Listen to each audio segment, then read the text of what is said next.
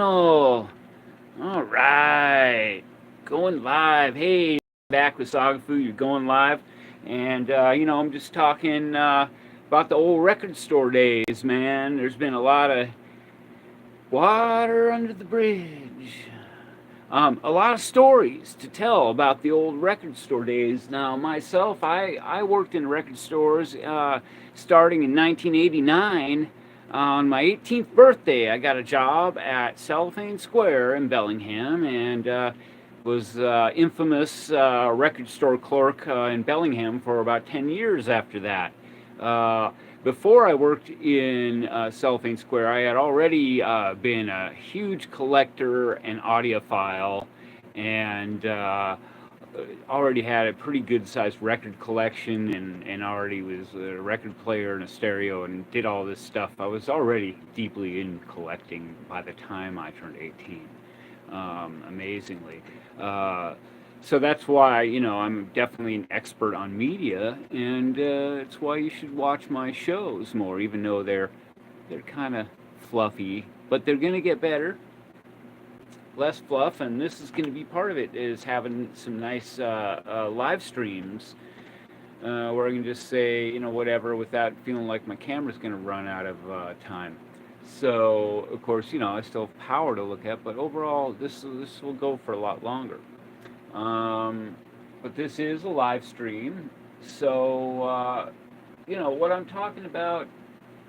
I think first off, about the old record store days. Let's see. How about some stories? You want to hear some stories? Would you like to hear stories? Crazy stories about the old record store days. Let me prepare myself, and I will tell you some stories about the old record store days.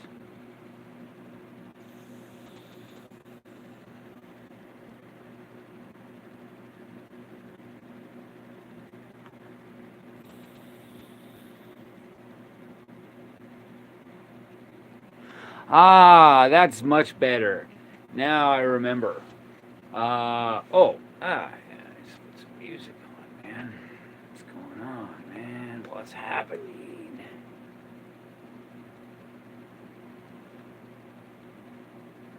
Get that going. So, yeah. Uh,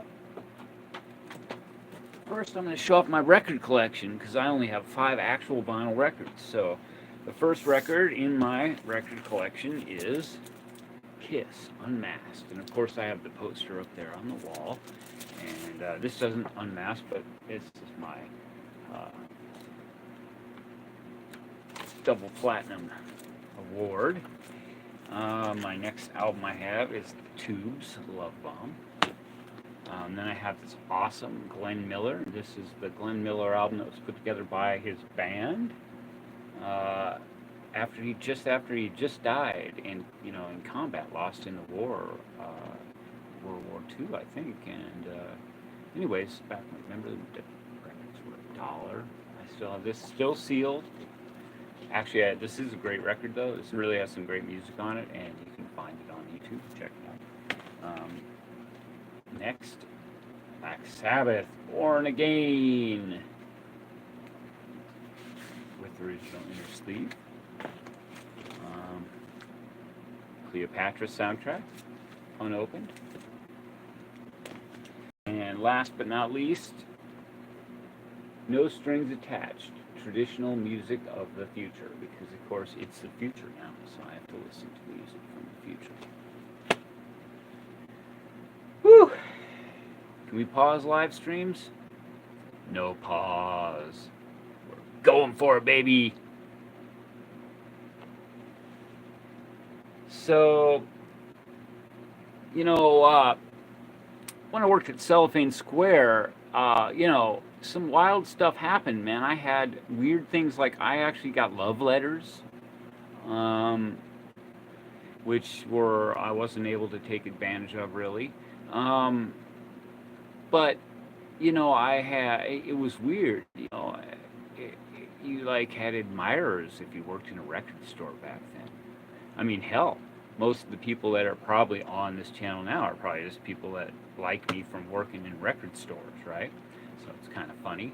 Um, but yeah, and I had never, I was so prepared and to get into that field, and I've managed to work in the music industry and the movie industry in one way or another my entire life, and I never stopped doing it. I still sell media. Um, Although I do focus more on movies, of course, now and Blu-rays, but I still collect music. I still have a vast music collection and a trained ear, which I like to use regularly. Uh, you know, so that's a lot of fun. But anyways, let's see. When I was at Cellophane Square, one of the best, coolest memories at Cellophane Square is I'm working at Cellophane Square. Must have been my third, fourth month, and I had become the display manager at that point, and was the window display manager. So I coordinated all the window displays, and they had like 6 big windows with like stages where they just, we do these amazing displays. And I did most of them, but of course we'd assign them, and people would do them. But I did full time. But anyway, so I did a really amazing display for Ronnie James Dio, "Lock Up the Wolves" when it came out, and there was a contest, from Dio, win money and stuff and whatever, different things. And so I entered the contest. I sent in pictures of my display, my Ronnie James Dio "Lock Up the Wolves" record store window display in 1989, and I won second place. And second place meant that, well, I'm just standing there at the store, and they're like, "Hey, Sasha, you got a phone call." A phone call? "Yeah, it's Ronnie James Dio. Wants to talk to you." I'm like, "Bullshit, Ronnie James Dio phone calling me. Okay, very funny. Who is it? Hello." "Hello, Sasha. This is Ronnie James Dio." I think he had a British accent. Is he British? Yeah. Anyways, "Ronnie James Dio. I've called to congratulate you. You have won second prize in my sweepstakes for my Lock Up the Wolves display, record store display window contest. I liked your display. It's very well done. Exciting. I just want to say hello and let you know that I'll be sending you a special leather-bound Lock Up the Wolves CD and a check for $50 in 1989 money." Motherfucker. Thanks, Dio. That fucking kicks ass.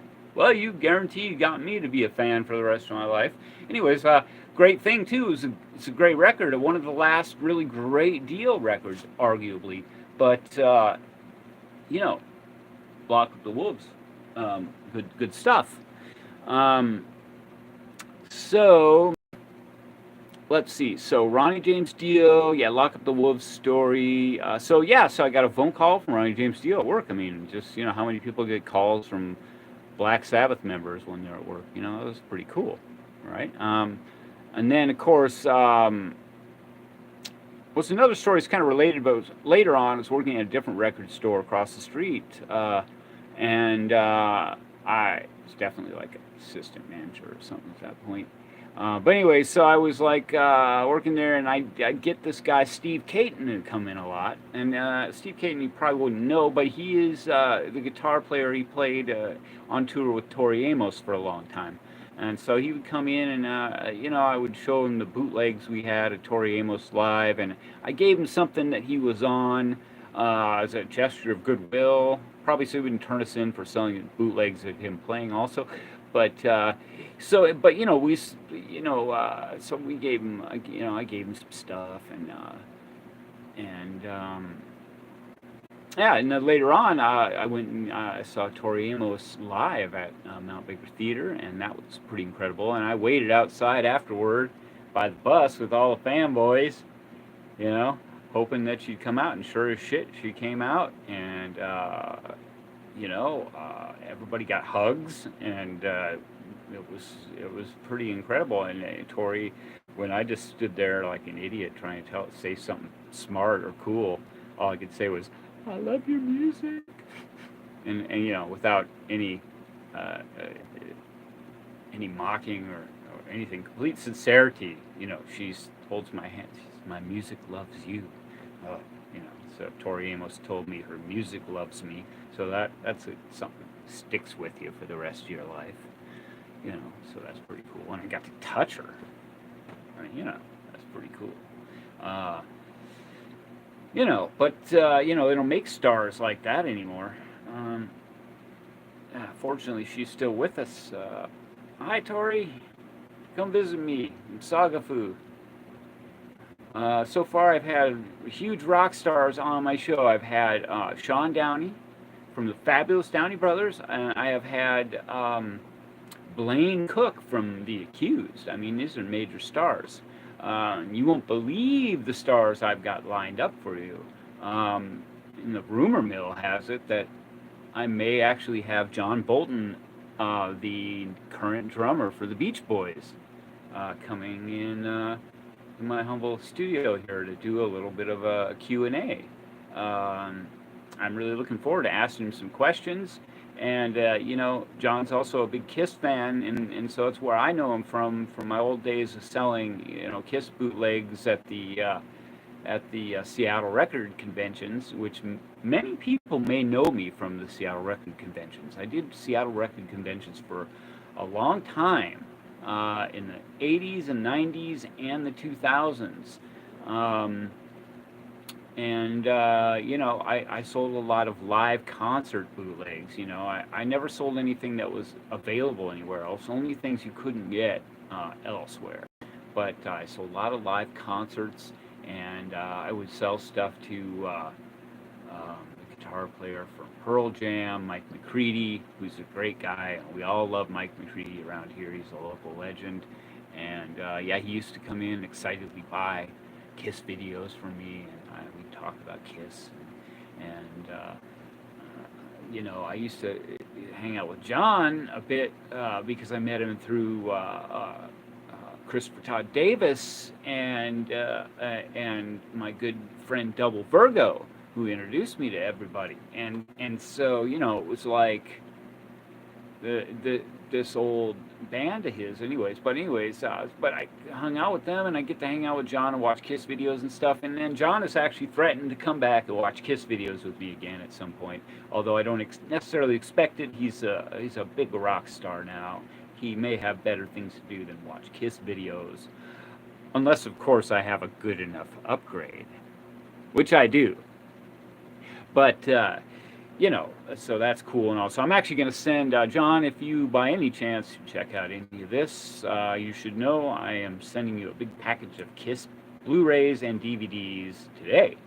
Actually, I'll be finally shipping it out. I decided to just send you everything, and as far as trades go, you can just, when you finally get around to it, you can come and be on the show. Maybe bring me a T-shirt, whatever. I mean, whatever. I'll take it. Not a big deal though. But John Bolton been playing with the Beach Boys for over a year now, just about a year, a little over a year, whatever. And he's got some great shows, big shows planned this year. I mean, there's some amazing stuff planned.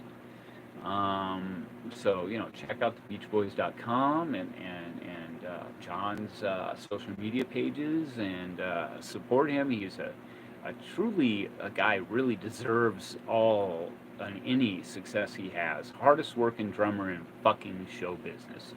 It might have been Anton Fig at one point, but it's John Bolton now. And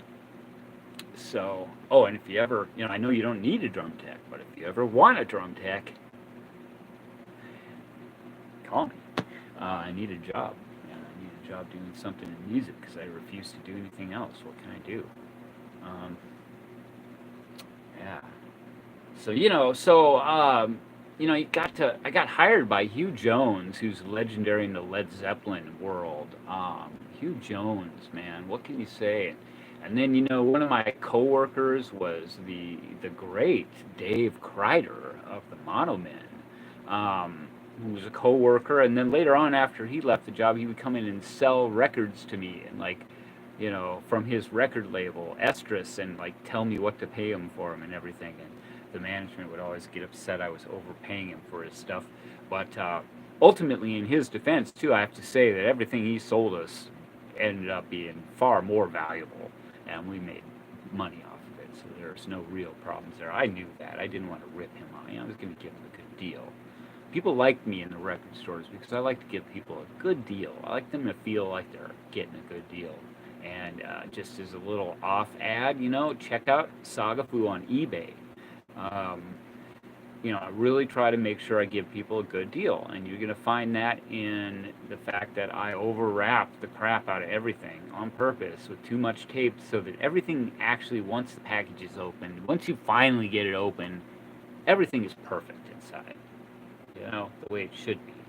I take extra pride in that, and it's important. It's part of the old record store days, and it's part of the new record store days. We sold a lot of bootlegs. I got into bootlegs from working in the record stores. Of course, they weren't really illegal. I think a lot of people have misconceptions about these live bootlegs. And here's the deal: is stuff like the Swingin' Pig box set, which I just sold on eBay for the Guns N' Roses Swingin' Pig Guns N' Roses box set. It was made in Italy, where there are some loopholes in the copyright laws, and there's certain things that are just legal, recording wise, that they can release on really nice looking releases in Italy. And so they were imported. They're legitimate imports coming in from Italy that otherwise wouldn't be available, or maybe some might have been questionable, but stuff like Swingin' Pig was legit. And what can I say? Swingin' Pig, the trademark of quality. Later on, I worked over at Avalon Music with Jim Nickel, and even got to work with his daughter, Nickel, a little bit. No, just kidding. Did I say that? No, actually, I did go on a date with his daughter once, but we did nothing. We watched movies. It was very nice and boring. I don't think there was really... I think we both wanted to go on a date just to make her dad feel weird. I don't think either of us really liked each other that much, actually, to tell you the truth. But anyways, I digress. Let's see here. But, old record store days, there were so many stories from the record store days. I mean, having sex in the stores, after hours. There was always just sometimes finding rare stuff.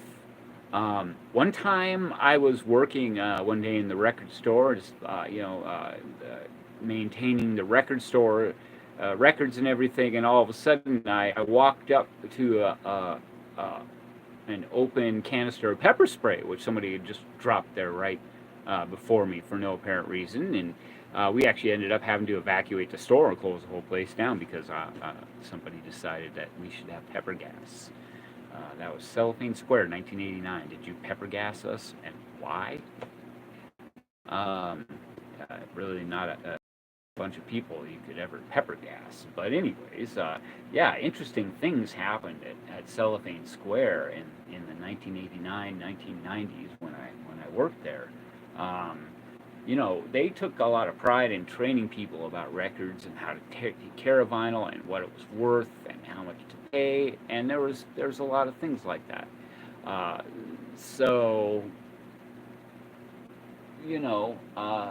I think it's a little different now than as far as how training is in music, but it's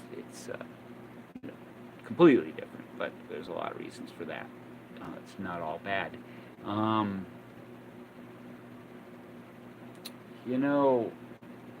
Another cool record store story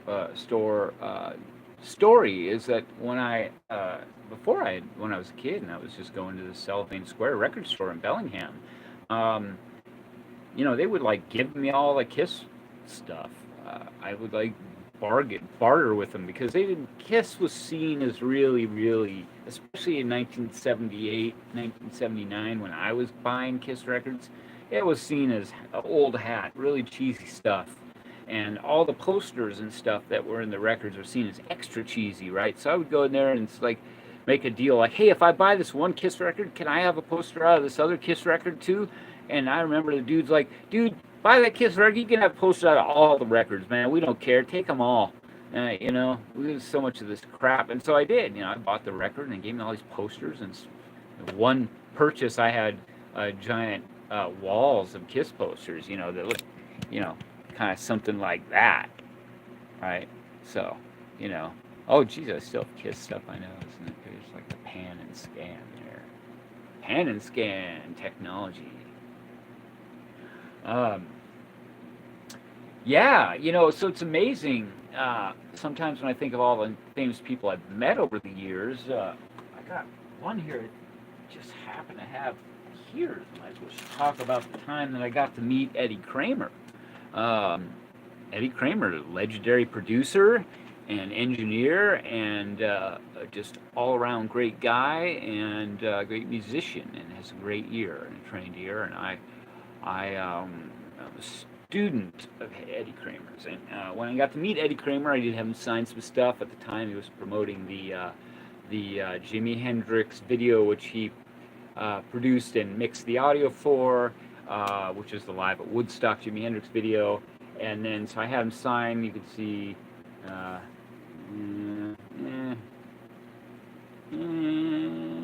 you could see Eddie Kramer. And then Billy Cox signed it too. And so I got to meet Eddie Kramer and Billy Cox, and that was really cool. I actually had a bootleg of Kiss Alive. That was kind of a new thing at the time, that Kiss Alive, they'd fit the entire album on one CD, which is sort of a big deal at the time. So I had a bootleg of that. I had him sign. He got a kick out of that, Russian bootleg. You know, which of course I sold on eBay later, right? Don't forget SAGAFOO on eBay. But yeah, so, you know, I got to meet Billy Cox, bass player for the band of Gypsies, and Eddie Kramer. And the cool thing is, one of the last Q&As they ever did at Tower Records in Seattle. So it was dead. There was 5 people there. So I actually got to kind of hang out and talk with Eddie for quite a while, which was the most amazing thing, you know, because normally these meet and greets are going to be, you got a minute and you're out of there. I actually got a whole bunch of stuff signed, and he was even laughing when I said, I'll probably sell this on eBay. And I believe at the time then he even changed his signature on something from a personalized signature to like, keep rock alive, Eddie Kramer. I was like, wow, thanks, dude, you're awesome. But I of course didn't sell everything. I have to have, you know, personalized signatures and everything. High quality stuff, man. So, you know, I didn't smoke pot when I was working or anything back then. It was amazing that I mean, I was already in a band, you know, also at 18. It's kind of amazing. Already, you know, by the time within a year of working at that record store, I was playing in a thrash band, Catastrophic Disaster, playing drums. You know, I really was on a real high. And then, of course, like a lot of people, I also got kicked down a few notches at the age of 18 by stuff that I'm not going to talk about here. Because, you know, fuck that victim shit. I ain't nobody's fucking victim. But, you know, so, you know, the record stores were a trip, man. You know, I met, you know, a lot of, I keep saying, a lot of females, and that was good. Love everyone. So, let's see, what other famous people? Now later, I'll probably go edit this down. So if you're watching a little bit now and you just want to see the good parts later, I'll probably just edit this down so you don't have like to watch 20 minutes of me talking. But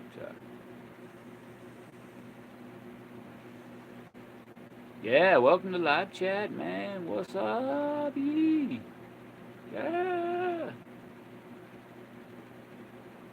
Oh, man.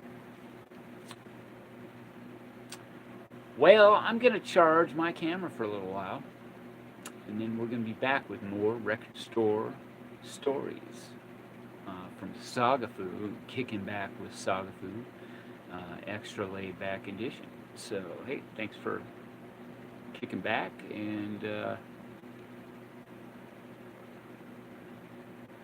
here's my finger.